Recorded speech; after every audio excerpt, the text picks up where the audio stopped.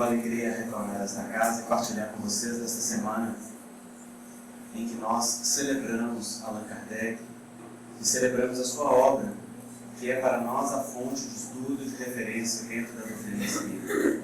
Porque, sem sombra de dúvidas, o espírita que não estuda e que não conhece Kardec não conhece Espiritismo. O Espiritismo não se faz e não se constrói dentro de nós lendo romances, lendo aquilo que geralmente nos agrada e nos diverte. O Espiritismo se constrói em nós quando nós começamos a compreender as leis da vida, porque ele é um enunciado das leis divinas. O trabalho que Kardec fez foi de compilar informações muito relevantes que vieram do mundo espiritual e que ele enfeixou dentro de um corpo de doutrina, apresentando ao mundo na forma das obras que nós consideramos hoje as obras basilares, começando pelo Livro dos Espíritos, com as suas 1019 perguntas, a partir da 3ª edição.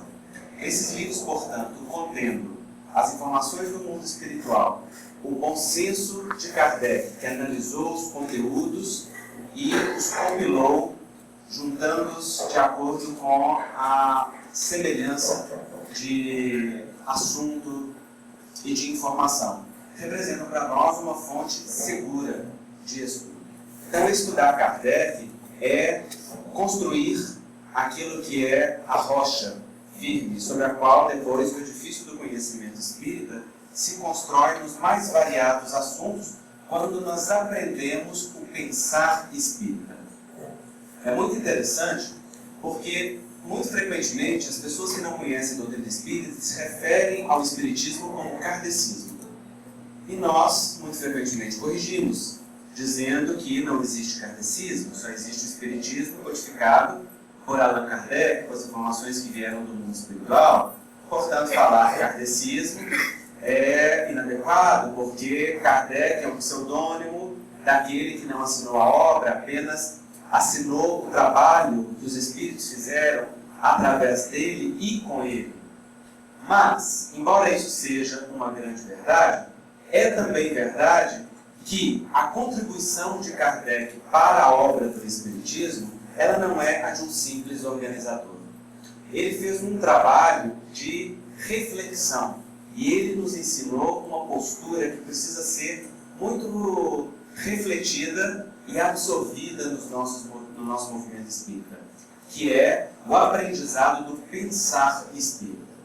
A capacidade de raciocinar e chegar à própria conclusão, tomando como base as informações espirituais que nos chegam, mas desenvolvendo uma capacidade crítica, uma capacidade de livre pensar que leva à construção do conhecimento. Como nós somos herdeiros de tradições cristãs que muito frequentemente apresentam dogmas como verdades religiosas, nós também, por vezes, importamos isso para dentro do movimento espírita e passamos a reproduzir este movimento, querendo os dogmas espíritas ou criando os dogmas espíritas, sem a capacidade de chegar ao raciocínio e ao entendimento do porquê ou do para quê daquela situação. Mas Kardec, vejam só a postura. No livro Obras Póstumas, ele nos informa que só aceitou uma situação como sendo verdade quando ela respondia todos os ângulos de uma determinada questão. Ele só colocou aquilo como um elemento básico da doutrina quando ele soube responder todos os pontos, pelo menos dos pontos principais, que foram levantados a respeito daquela questão. E ele vai dizer: a ideia não foi pré-concebida, ela foi construída a partir das evidências que se mostrou. As evidências não só da informação mediúnica que veio em várias partes do globo ao mesmo tempo, mas também a evidência da racionalidade, do bom senso, do critério que ele então utilizou como feixe central para poder englobar aquele conhecimento. Não é? Então, estudar a obra de Kardec é acessar aquilo que são os pilares da doutrina espírita. Kardec está longe de ser ultrapassado. Já se passaram mais de 150 anos da sua obra e ainda é uma obra desconhecida. Não se encontra nela aquilo que nós possamos apontar como sendo erros ou situações que precisam ser reformadas. Muito pelo contrário. Quanto mais estudamos na atualidade do conhecimento científico a obra de Kardec, mais percebemos nuances que desconhecíamos e mais podemos ver o quanto os espíritos foram vanguardistas em muitas circunstâncias, inclusive se adiantando ao conhecimento científico, como hoje já está bem comprovado. Isso é só uma observação para ressaltar que é uma alegria nós estarmos homenageando Kardec nesta semana e falando dele. Nosso tema hoje é a caridade segundo Paulo de Tarso. E é interessante porque, segundo São Paulo, é uma herança católica que a gente tomou. E se vocês virem no Evangelho segundo o Espiritismo, vocês vão encontrar este tipo de linguagem. Também na linguagem de Kardec, por vezes, nós ainda vemos traços do catolicismo reinante ou da ideia reinante na época, quando ele utiliza algumas palavras. Exemplo, este ano nós estamos comemorando o aniversário do livro Céu e Inferno, que foi a 4ª obra publicada por Kardec, que é um discurso teológico profundo. Nessa obra, por várias vezes aparece a palavra castigo. Kardec vai se referir a muitos efeitos naturais dos atos dos homens, na sequência das reencarnações, ou na sequência das atitudes de cada um, e muito frequentemente ele utiliza a palavra castigo. Quando nós lemos, oriundos de uma tradição cristã que crê num Deus punitivo, nós facilmente assimilamos aquela ideia como sendo uma ideia de castigo, uma ideia de pecado, uma ideia de erro que merece algum nível de censura. Mas não é esta a ideia espírita. Quando se estuda a forma como Kardec utiliza esta palavra no livro Céu e Inferno, por exemplo, se observa com clareza que quando Kardec se refere a castigo, ele está falando das reações naturais da lei aos atos de agressão à lei. Ou seja, dos movimentos que são consequentes a qualquer nível de agressão à lei. Mas ele utiliza uma palavra que vem de uma tradição católica e que muito frequentemente permite que haja interpretações equivocadas. Exemplo, tem gente que acha que lei de causa e efeito é lei de punição. Então pensam que se o espírito matou, vai morrer. Se roubou, vai ser roubado. Se feriu, vai ser ferido. Se lesou, vai ser lesado. Até mesmo porque, no Código Penal da Vida Futura, vários itens, 20 e poucos itens que Kardec desdobra aquilo que se sucede ao espírito na sequência dos seus atos, um dos elementos é ele dizer que muito frequentemente o espírito vive aquilo que fez o outro passar como forma de aprendizado, como forma de sensibilização. E isso é uma verdade quando é escolha do espírito, quando é decisão do próprio espírito ou quando a própria lei impõe. Mas isso não é regra. Então não significa que o indivíduo passando por uma circunstância, fazendo o outro passar por uma circunstância, ele retorna naquela mesma circunstância. Porque senão seria um tomar lá da cá. E isso não é lei de causa e efeito. Isso é lei de... Como é que chama? Talião. Olho por olho, dente por dente. É o que vigorava antes de Jesus, não é? Mas se nós estudamos o Código Penal da Vida Futura e estudamos aquilo que Kardec vai explicar no livro Céu e Inferno, vamos perceber que céu e inferno são estados de consciência, não são locais geográficos. São estados da alma a que o espírito se promove, quando está na paz da consciência, que vivencia o céu, ou quando está na perturbação interior, que vivencia o inferno. E que, portanto, estando o espírito em lesão contra a lei, ou seja, fazendo alguma coisa que agride a lei divina, encontra na própria lei um mecanismo de retorno. Porque entra num estado de perturbação consciencial que o faz naturalmente caminhar para o arrependimento. Do arrependimento leva para reparação. Porque arrependimento e reparação são leis naturais. Ter a consciência do erro, a consciência do erro leva ao desejo de consertar aquilo que porventura não esteve tão bem. E entre perceber o erro e conseguir consertá-lo, vai um período mais ou menos longo, que Kardec chamou de expiação, que é um estado de perturbação interior, ou o sofrimento interior, enquanto o espírito ainda não alcançou aquela possibilidade de reparar as suas faltas. Então, se o espírito matou, ele não tem que voltar e morrer. Ele vai ter que o quê? Ele dá vida. Se ele feriu, ele não tem que voltar e ser ferido. Ele vai ter que curar. Não é à toa que a maioria de nós estamos médicos. Não é? Vocês não acharam que a gente era boa bisca, achou? Não, a maioria somos espíritos em tarefa de quê? Sensibilização e reajuste diante daquilo que lesou no passado. Se o espírito roubou, não tem que ser roubado agora. Agora vai ter que devolver. Só que curar, devolver, consertar, nós o fazemos com um nível de esforço interior, de dificuldade circunstancial para o aprendizado do valor da oportunidade e daquela própria circunstância, e também lidando com o próprio sentimento de falta que há dentro da própria criatura. E nisto consiste um sofrimento que pode ser mais ou menos intenso, a depender da natureza do erro, que Kardec chamou de expiação e que para muitos é um grande inferno. Porque diz o Espiritismo com muita clareza que o espírito só tem paz profunda quando está em paz com a sua própria consciência. Isso significa quando está em paz com o seu próximo, quando está em paz diante do seu plantio, quando assume os efeitos dos seus atos, quando colhe aquilo que semeou, quando reorganiza aquilo que desordenou, quando se reajusta diante da lei.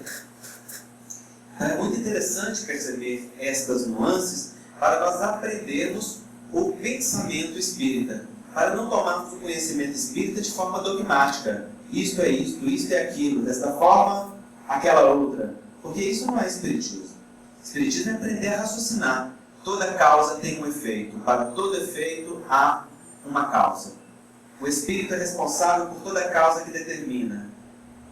O efeito disto é relativo ao seu grau de consciência, ao seu nível de intenção, ao seu conhecimento do fato, à sua vontade, à sua lucidez e várias nuances que entram em jogo. De tal forma complexo que só a bondade divina pode equacionar de forma plena. De tal maneira que nenhum de nós se faça instrumento da justiça, porque nenhum de nós tem acesso a estes elementos.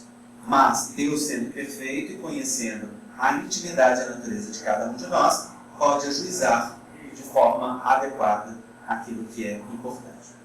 Por que isso é interessante? Isso é interessante porque quando nós compreendemos as leis, elas nos levam à renovação do comportamento e das atitudes. Aquele que compreende o Espiritismo se torna uma nova pessoa. Paulo de Tarso escreveu assim: aquele que está em Cristo, nova criatura é. As coisas velhas já passaram, eis que tudo se fez novo. Olha que linda a mensagem de Paulo, que foi um legítimo cristão. Ele está dizendo, se alguém é verdadeiramente cristão, a mensagem foi incorporada. Ela desce do cérebro para o coração. E aqui ela começa a fazer um trabalho de sensibilização e de transformação, que vai ser percebido, que vai ser observado, que vai ser notado nas atitudes, nas decisões morais que o indivíduo tem. Por isso que é a vida do cristão que demonstra o seu cristianismo. Isso é muito importante, porque se nós vamos falar da caridade segundo Paulo de Tarso, nós precisamos conhecer quem é Paulo. E Paulo é aquele que vivenciou exatamente estes elementos.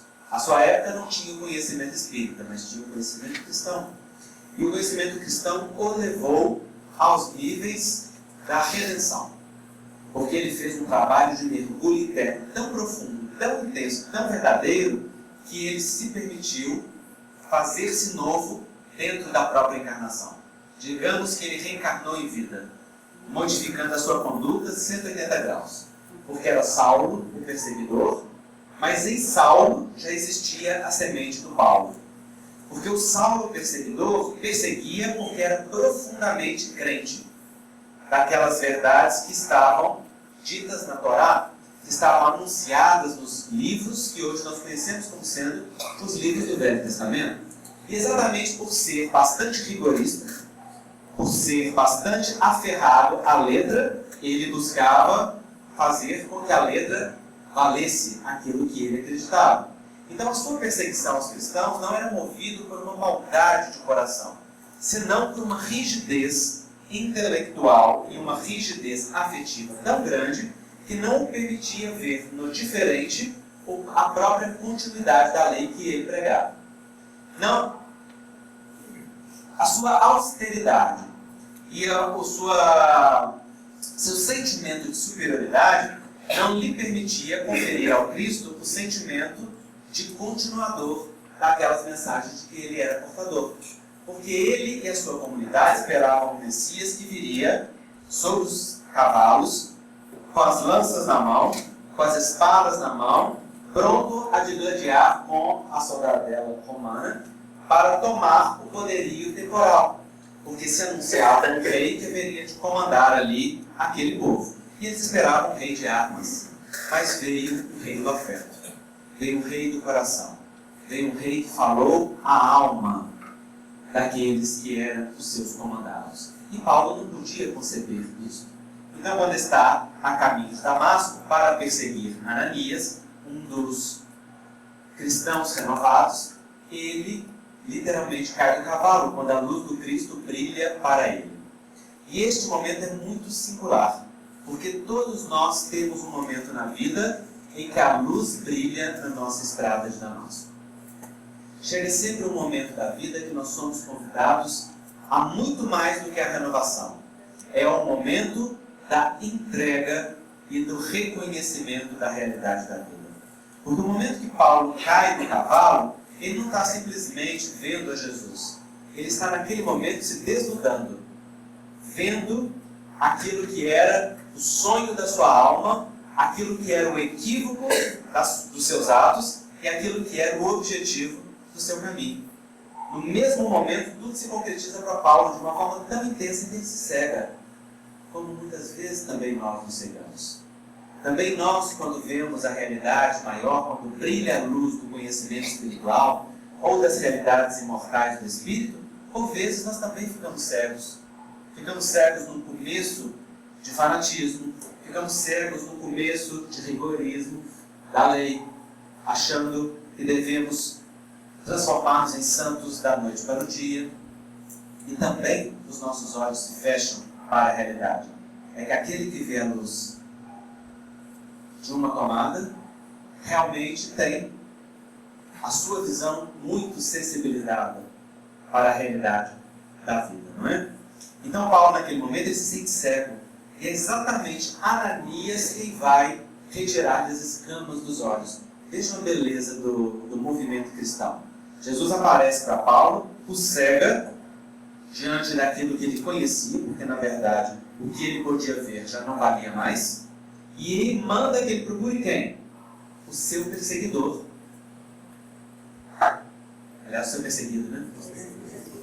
Ele, como perseguidor, vai buscar aquele a quem ele perseguia. Veja que beleza a mensagem do Cristo. Jesus o manda exatamente para onde?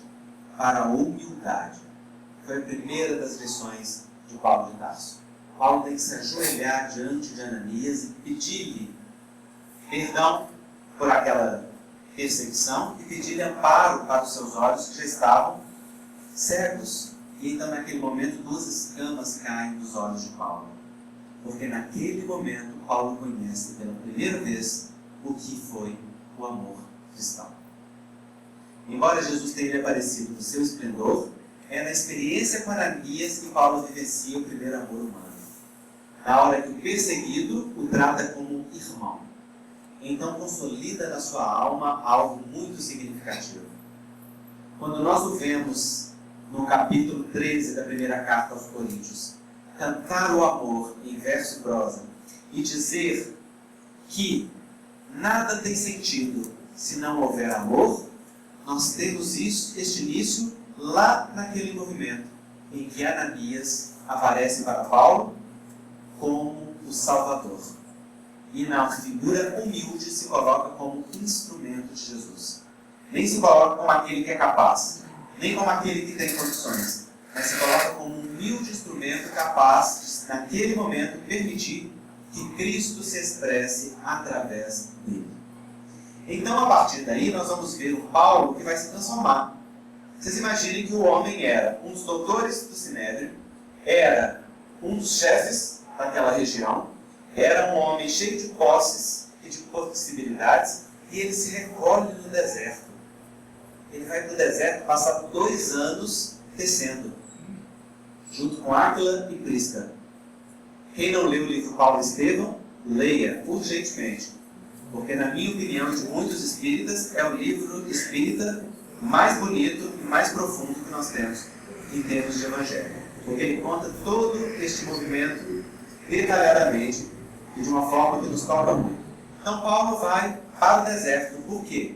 Porque ele vai tecer a própria vida. Ele percebe que não dá mais para seguir naquele caminho que ele conhecia. Que não dá mais para ser aquele homem que ele era. Que não dá mais para insistir naqueles princípios que ele esposava. Ele agora haveria de se comportar de uma maneira diferente, haveria de ter atitudes e decisões diferentes, mas aonde encontrar a fonte dessas atitudes e dessas decisões? Paulo não as toma como um dogma. Paulo não as toma como uma verdade pronta dos outros. Ele vai senti-las. 2 anos no deserto. O deserto é o tempo da reconstrução espiritual. O deserto no Evangelho não é símbolo da desolação. O deserto é o símbolo da reconstrução. Quando Moisés sai do cativeiro do Egito com o povo hebreu, eles passam 40 anos no deserto para caminhar poucos quilômetros. Algo que ele poderia ter feito rapidamente, em alguns meses, mas ele demora 40 anos. Por quê? Porque ele está saindo do cativeiro do Egito para ir para a Terra Prometida. E ele precisa que na Terra Prometida, aquela onde haverá de manar o leite e o mel, a terra do Deus único, a terra que o Senhor iria dar àquele povo escolhido, ele necessitava de um grupo de pessoas que tivesse uma mentalidade livre do cativeiro. Livre de qual cativeiro? Do cativeiro da menos-valia, do cativeiro das ideias pequenas, do cativeiro dos hábitos viciados, do cativeiro moral que vinha de um povo que havia sido escravizado e que havia aprendido na dor um sentimento de inferioridade que não correspondia à realidade. Então Paulo vai passar 40 anos Moisés, 40 anos no deserto junto com aquele povo para ter uma reconstrução de gerações. Uma nova geração, então, vem ali no deserto. Jesus vai para o deserto na época chamada da tentação, na figura que nos apresenta o Evangelho. E ali, naquele tempo, o que acontece no deserto? Aparece para ele as tentações. E ali, Jesus nos mostra o tamanho da sua fibra moral. Porque numa representação simbólica, dos 40 dias de jejum, ele resiste às tentações malévolas, afirmando o bem e afirmando o seu compromisso com as verdades eternas. Então vocês vejam, o deserto de Moisés, o deserto de Jesus, o deserto de Paulo de Tarso. São símbolos de reconstrução. São tempos de fortalecimento interior. Isso é muito importante de perceber, porque depois que a luz brilha no terreno das nossas vidas pessoais, o que se segue não é a abundância, é o deserto. Após nos deslumbrarmos com o conhecimento, vem a época da consolidação. É o momento em que deve o conhecimento descer do cérebro para o coração. E nós somos, então, tentados e testados naquilo que é o nosso calcanhar de Aquiles. Aqueles que são os nossos pontos nevrálgicos. Aquele onde é a nossa dificuldade pessoal. E ali, exatamente na dificuldade, na prova, na dor, que muitas vezes sobrevém, está a grande oportunidade de consolidação do movimento cristão. E isso é importante porque muitos cristãos modernos têm a ilusão de que vão abrir o coração para Jesus e a vida vai virar abundância da noite para o dia. Certo é que o amparo do alto está ao nosso lado e nós não podemos negar as milhares de oportunidades de amor que o alto envia para nós todos os dias. Mas o alto não nos substitui na tarefa pessoal de renovação. e aprender a conhecer o que é verdadeiramente aqueles princípios que nós estamos abraçando, isso é tarefa de vida. Isso é vivência.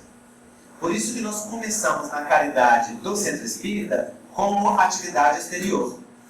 Ouvimos que fora da caridade não há salvação e começamos a fazer a caridade, porque estão nos dizendo que devemos, porque todos fazem, porque nos disseram que se nós fizermos a caridade, nós receberemos algo em troca. Então o nosso egoísmo ainda nos move e nós utilizamos a caridade como moeda de troca. Então toma lá da cá. Eu dou para o centro para a vida doar para mim. É ou não é assim? Levanta a mão aqui, quem for corajoso, que fora eu já passou por essa fase. 10%. 10% de honestos. Pelo menos 70% de mentirosos. E aí salva os 20% para alguém não ficar magoado. Por quê? Porque uma primeira fase isso é normal. Numa primeira fase nós começamos a fazer caridade por obrigação.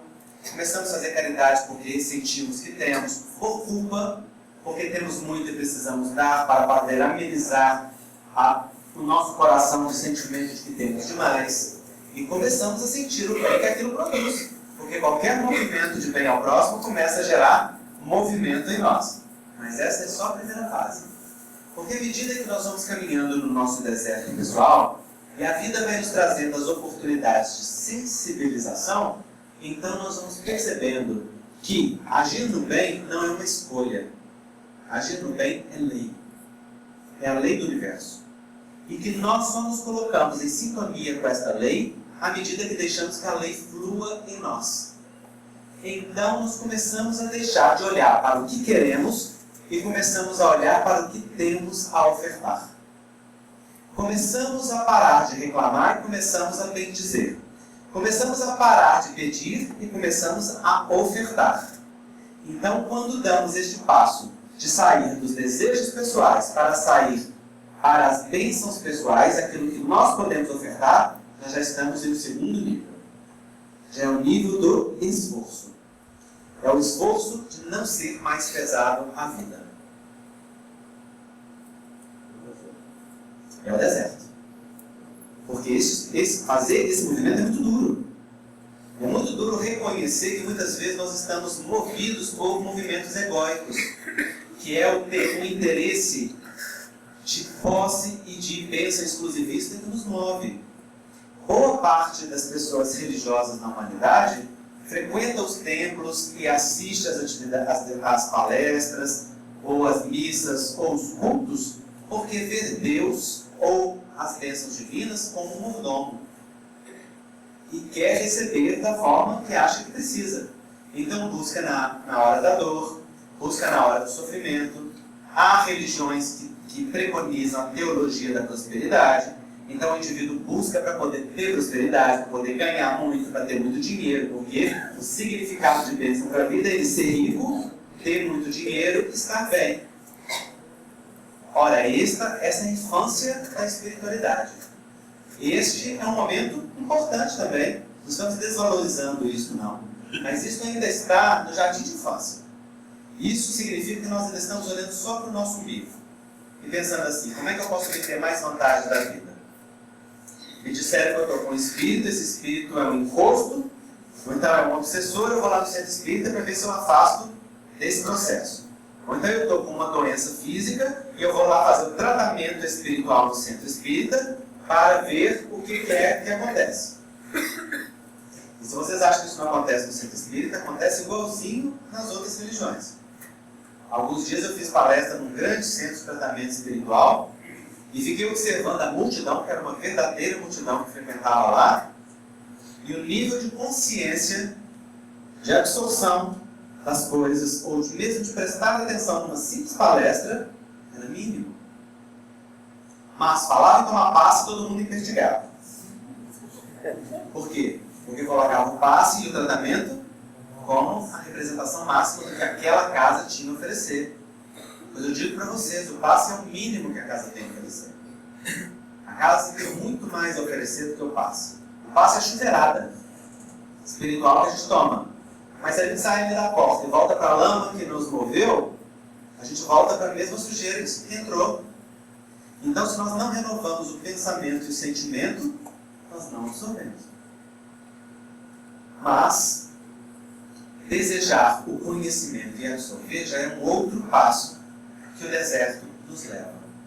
É o desejo de absorver aquilo que é pessoal. Então, foi o que Paulo fez. Paulo ficou 2 anos tecendo, aprendendo a subsistir através dos tapetes que ele produzia com seu próprio esforço, e ele vendia, e com isso, nos intervalos, ele lia os pergaminhos da lei, as boas novas do Evangelho, que tinham sido anotadas ali, que naquela época eles estavam no estilo original.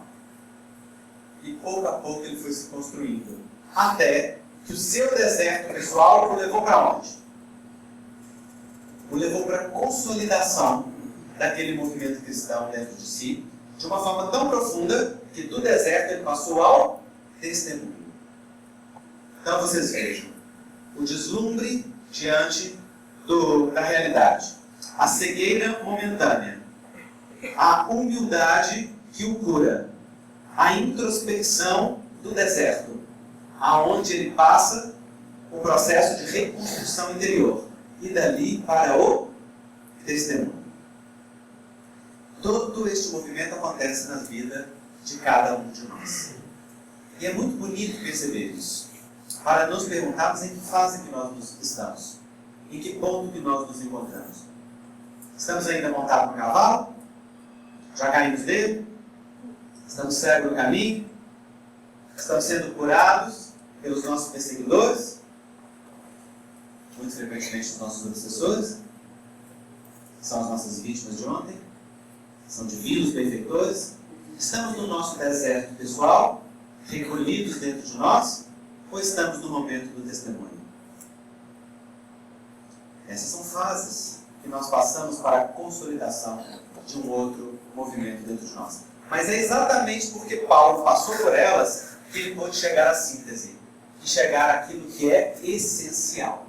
Então a sua carta aos Coríntios é uma representação da essência. Porque ali ele não vai falar daquela caridade que é da obrigação, nem da caridade que é dever, ele não vai falar daquela caridade que é de interesse, nem da caridade que é moeda de troca.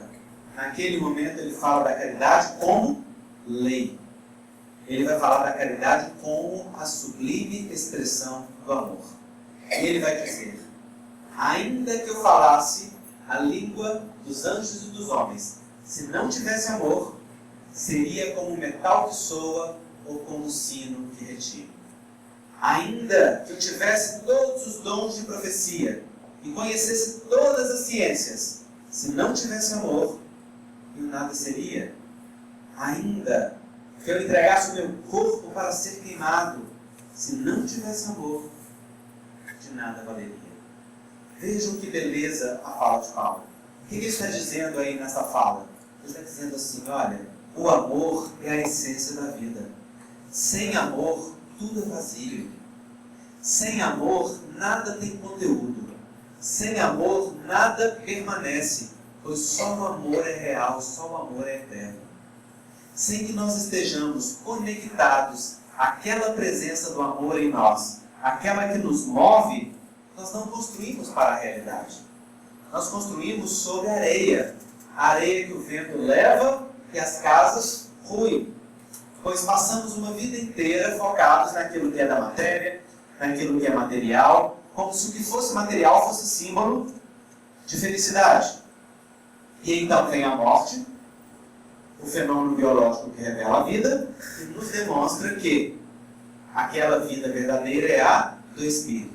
Que aquilo que nós construímos não é a vida real. Que não teve essência, não teve conteúdo, que aquilo a traça rói, que aquilo o ladrão rouba, e aquilo nós não levamos conosco. Aí vem a grande decepção, aí vem a grande desilusão. Muitas vezes, para muitos, este é o momento que as escamas caem dos olhos. Então Paulo de Tarso vem dizer, se não tivermos amor, de nada vale. Porque só o amor constrói para a eternidade. Só o amor interliga corações. Só o amor constrói pontes nos corações a ponto de curar relações. Nós podemos utilizar de toda a instrumentalidade, mas só o amor é curativo. Nós podemos fazer de qualquer estratégia, mas só o amor é verdadeiramente efetivo.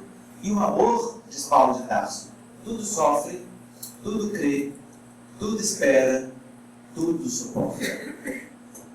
Não se envaidece, não se enraivece, não exige, o amor simplesmente ama. Então já é um outro nível. Já não é por obrigação, já não é por troca, é pela alegria de fluir na sintonia da lei. Como? É incondicional dentro daquilo que nós concebemos para aquele momento de incondicional. Porque o incondicional como Deus nós não conseguimos.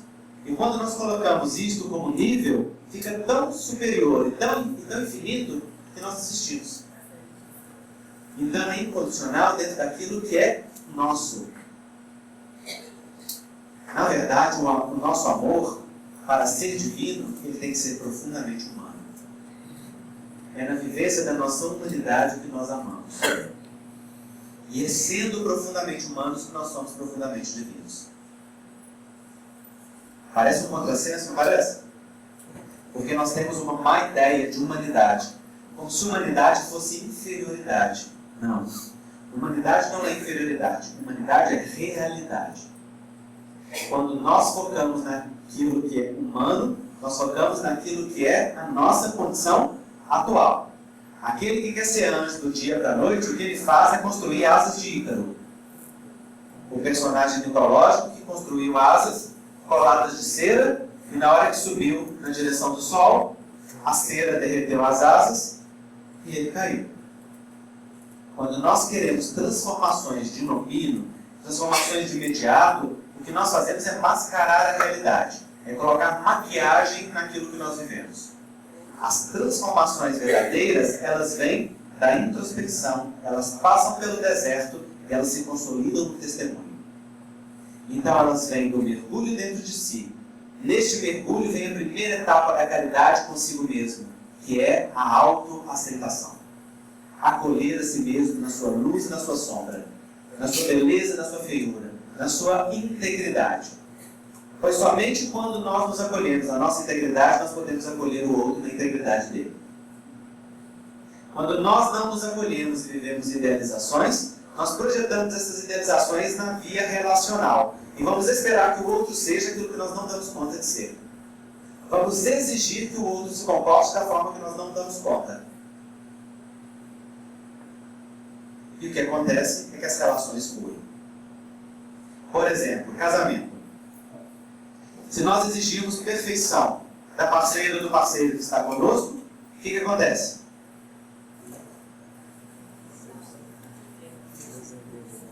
Simples, você sabe muito bem o que acontece. Separação imediata, não é? Por quê? Porque ninguém tolera. Relação entre um casal não é relação entre um anjo e um demônio. Ou é entre dois anjinhos ou é entre dois demoninhos. Mas na verdade é entre dois anjos e demônios. Porque nós temos os dois dentro de nós. Então, o amor acontece quando nós olhamos para a nossa humanidade. Quando nós saímos das ilusões. Porque Deus estabeleceu um processo obsessivo natural para a gente começar os relacionamentos. Vocês já perceberam? Como é que chama? Paixão. E não é um processo obsessivo simples, é fascinação. É pegadinha de Deus. Na paixão você acha que você está vendo. Mas você só está vendo o que você quer ver. Você não vê a realidade. Na paixão você está em cima do cavalo. Não é? Perseguindo o seu ideal. Na paixão você está amando a sua complementariedade, aquilo que você não tem. E vê no outro e quer ter. Mas uma relação não se sustenta na idealização. Então, quando nós começamos a comer um sal juntos, aí ruem as idealizações. E olha que interessante, é aí que o amor pode acontecer.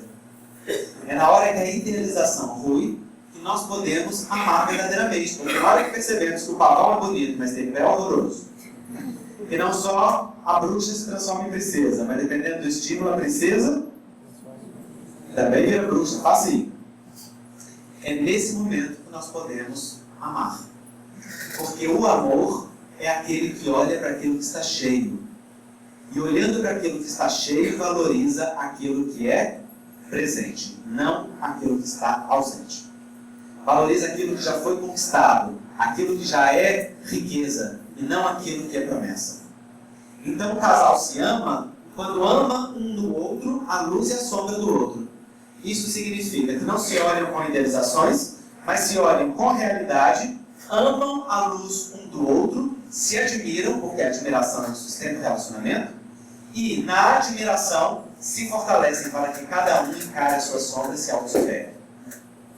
Mas se um, porventura, se torna um chato que só mostra a sombra do outro, então o que acontece? Este relacionamento rui.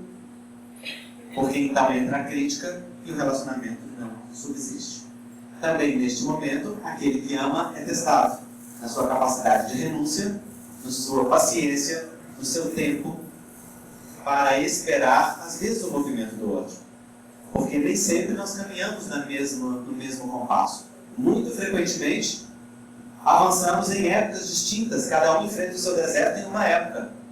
E é exatamente no apoio da relação, no sustento que há um com o outro, é que nós podemos enfrentar o deserto. Isso é caridade. E esta forma de caridade, ela está plena do amor. Não é a caridade do doar, não é a caridade monetária, não é a caridade que sustenta o outro. É a caridade que suporta o outro. E essa forma de caridade, a nossa sociedade moderna não tem tolerância. A nossa sociedade moderna, sobretudo os mais jovens, tão logo se frustram, buscam a idealização do próximo. E tem sempre a ilusão de que o próximo, não é? Qualquer próximo que seja esse. Próxima namorada, próximo marido, próximo emprego, próximo amigo, próximo colega de centro espírita, próximo dirigente. Temos sempre a ilusão de que o próximo não terá sombra. Será só luz. E ali nós poderemos ser felizes. Aí a ilusão do amor romântico leva de ilusão em ilusão. Mas o amor, diz Paulo de Tarso, tudo crê, tudo espera, tudo sofre, tudo suporta. Sobretudo quando tem o conhecimento da reencarnação, que sabe que não junta dentro de um lar duas pessoas ao acaso. A vida não improvisa relacionamentos. Aqueles que estão conosco ou estão por necessidade ou estão atraídos pela nossa circunstância. Aquilo que nós vibramos é aquilo que nós somos. De qualquer maneira, estão ligados ao nosso coração e às nossas necessidades íntimas. Então, estão ali para que ali nós possamos viver aquilo que dá sentido à vida, que é a amorosidade. A amorosidade que constrói pontes. A amorosidade que perdoa. A amorosidade que tira escamas do olho do outro, mas não através da pregação e da crítica, através do contágio da experiência amorosa. Através do exemplo, através do arrastamento daquilo que a pessoa faz com a própria vida, que leva o outro a querer ir também, que leva o outro a se motivar o suficiente para ir também naquela busca.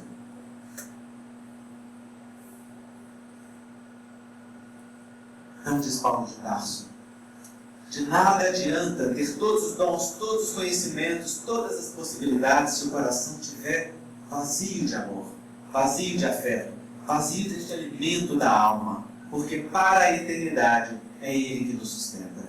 É Ele que desdobra os dons espirituais em nós. É Ele que cria laços de afeto que vão nos suportar ao longo das encarnações. É Ele que cria formas de alimentação que vão sustentar-nos a intimidade. Então, quando Paulo chega lá, na essência, ele diz, se não houver alma presente, o indivíduo não possui verdadeiramente. Então nós podemos nos perguntar, os caminhos de vida que nós elegemos hoje, quais deles têm o nosso coração?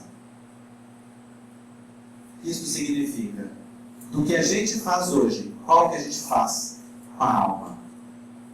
Qual que a gente faz inteiro? Qual que a gente faz com o melhor de nós?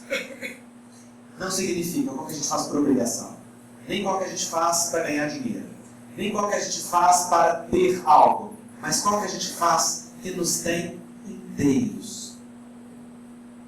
Ah, André, eu sou PhD em alguma coisa, eu tenho não sei quantos títulos, eu tenho não sei quantos conhecimentos. Ótimo. Então lembra que a ciência incha, mas só o amor edifica, como diz Paulo de Tarso. Se o teu conhecimento, o teu PhD não servir para tornar o seu coração mais sensível, mais dócil, mais flexível e mais amoroso, este conhecimento é apenas lixo intelectual. Útil também, né? Tem que ser útil. Tem que ser colocado a serviço da vida. Porque só quando está a serviço é que aquilo promove o movimento. Conhecimento acumulado não leva ninguém. Então, do lado de lá, está cheio de espíritas que chegaram cheios de conhecimento. Sabem recitar o livro dos espíritos de cabo a rabo. O evangelho sabe citar de cor. Palestras fazem que é uma beleza. Mas o coração está distante. Distante da presença, do afeto, daquilo que é o sentido real. Então o que acontece? Se frustram. Desejam retornar, desejam reassumir as tarefas, desejam voltar para o ponto que pararam. Se nossa vida não estiver cheia de nós mesmos, essa vida está vazia. E estar cheio de si é estar cheio de presença, de inteireza, de dignidade, é estar cheio de valor. De nada adianta ficarmos no movimento religioso sem que o movimento religioso faça a religião em nós.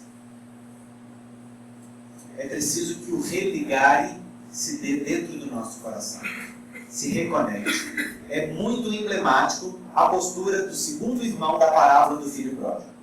O filho pródigo chama a parábola do filho pródigo, mas devia chamar a parábola dos dois irmãos. Porque conta a história de dois, não conta a história de um. Um sai, desgasta a herança, come com os porcos, se arrepende e volta. Na hora que volta tem festa. E isso é assunto para uma outra palestra, porque aí nós temos todo o nosso percurso evolutivo. Mas quando ele volta, o pai faz festa. Não o critica, não fala nada, apenas se regozija que ele está de volta. Na hora que o irmão mais velho, que ficou dentro de casa, vê que o pai faz festa para aquele que voltou, ele diz para ele: mas eu estive aqui o tempo todo com o senhor não me fez nada, não mandou matar nem um cabrito. Para ele o senhor manda matar um novilho e cevado, mais importante. E então o Senhor dá uma resposta para ele magnífica.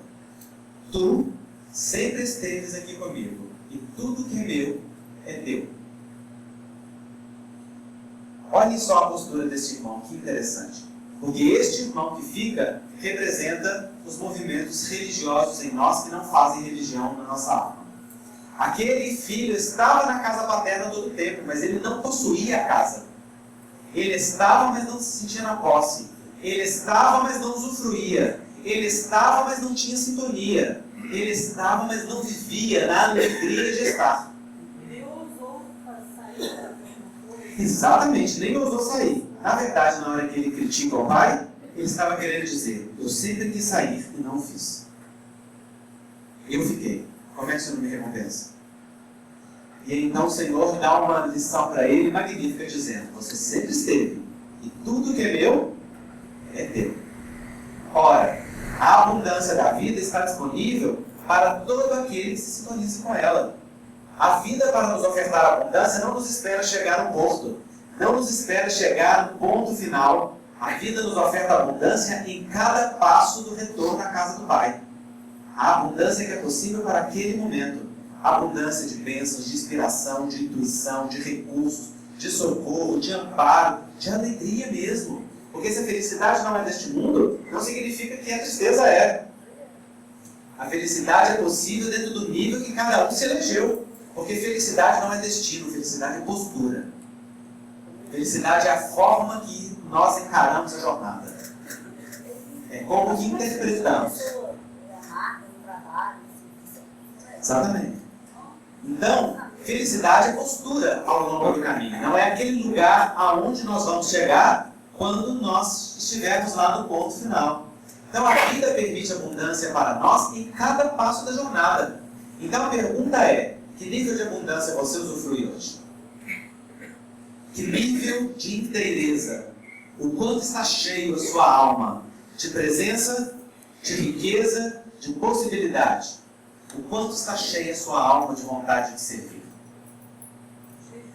Isso aqui não é um julgamento, não. Você responde só para você. Né? Porque isso é uma introspecção diante da sua alma. Nem o seu mentor, nem os espíritos cobram isso. Eles perguntam isso. Porque perguntar é a forma de nos ajudar. Mas eles não cobram, porque o amor deles é reflexo do amor incondicional de Deus.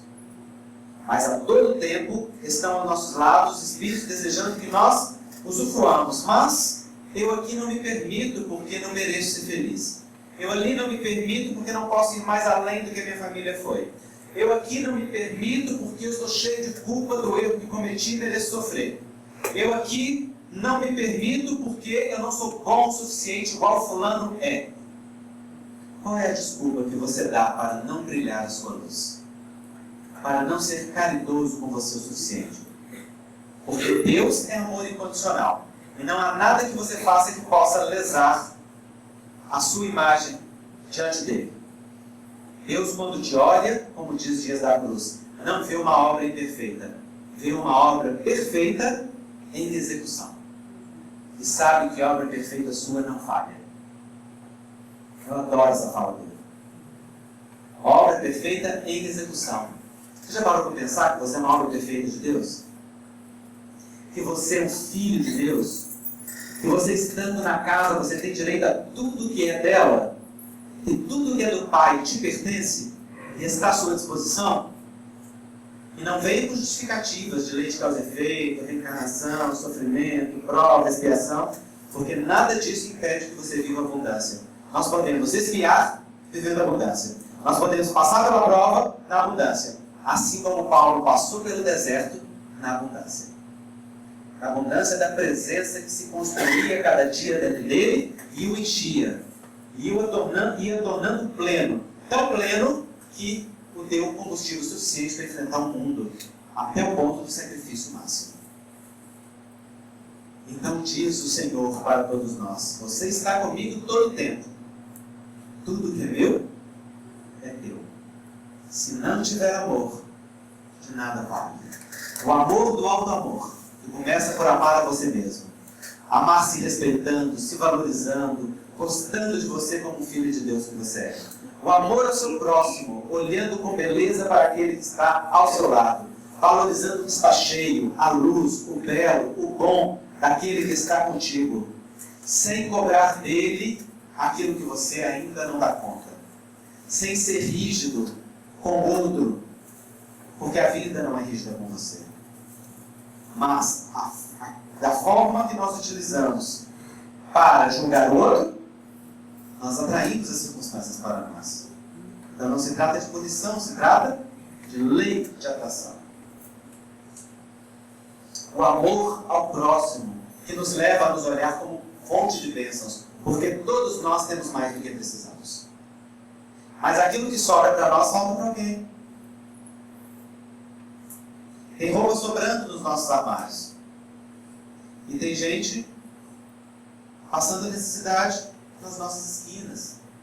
Tem comida sobrando nas nossas mesas. E tem gente passando fome ao lado das nossas casas. Tem talento sobrando no nosso coração. E tem gente precisando no nosso redor. Tem conhecimento sobrando em algum ponto da nossa vida.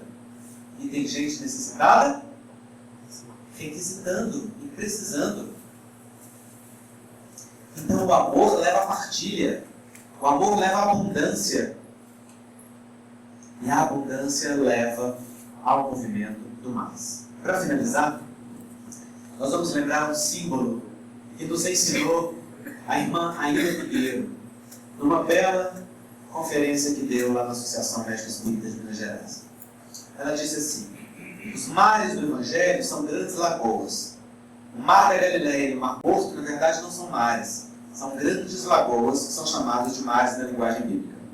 O Mar da Galileia é formado pelo degelo do maciço de Golan. Então, as águas descem, formam o Mar da Galileia, que é pleno de vida e abundância. Por quê? Porque dele sai o Rio Jordão, que irriga uma vasta região, enchendo aquelas planícies de vida e de produtividade. Mas o Rio Jordão vai terminar no Mar Morto, que é morto porque só recebe e dele nada sai. Então ali há a maior densidade de água. Ali há a maior densidade salina. Ali nenhuma vida abunda. Também acontece o mesmo conosco. Quando aprendemos a receber da vida, deixar que se faça abundância em nós e partilhamos, este movimento gera vida e vida em abundância, disse Jesus. Mas quando só retemos, só queremos receber, só olhamos para o umbigo, só falamos do que precisamos, só lamentamos o que não temos, sem aprender a agradecer e bendizer o que temos, e sobretudo, sem colocar o que já temos a serviço da vida, para que seja bênção para outros, então morre em nós algo precioso. Morre a alegria de viver, morre o ânimo, morre o entusiasmo, morre a presença, morre a inteireza, morre o movimento de construtividade, morre o movimento de troca. E se morre a troca, morre o amor. Então, quando Paulo nos exorta na carta aos Coríntios a olhar para o amor e encher tudo com amor, encher todas as coisas com a presença, com a nossa integridade, com aquele melhor que é nosso, ele nos está dando a síntese de toda uma vida. De quem caiu do cavalo, de quem teve os olhos curados, de quem foi para o seu deserto pessoal, de quem viveu o seu processo de reconstrução, de quem testemunhou e agora pode dizer: não se ocupem de nada que seja efêmero, mas preenchem tudo o que fizerem com a força viva do amor, porque chega um dia que esta matéria perecível volta ao pó que lhe é a origem, e a alma que somos, espíritos imortais, seguimos para a vida imaterial, a nossa verdadeira morada, e lá o único tesouro é aquele amealhado no coração. Lá não valem títulos, lá não valem posses, lá não vale conhecimento que não vire serviço. Lá apenas vale aquilo que fez esse movimento em nós, gerando vida e vida em abundância no nosso coração e no coração do outro.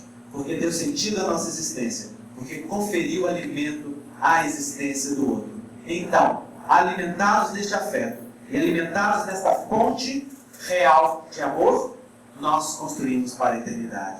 Nós podemos encontrar o brilho da luminosidade pessoal e podemos deixar despertar cada vez mais as potencialidades de Deus, que são o nosso destino.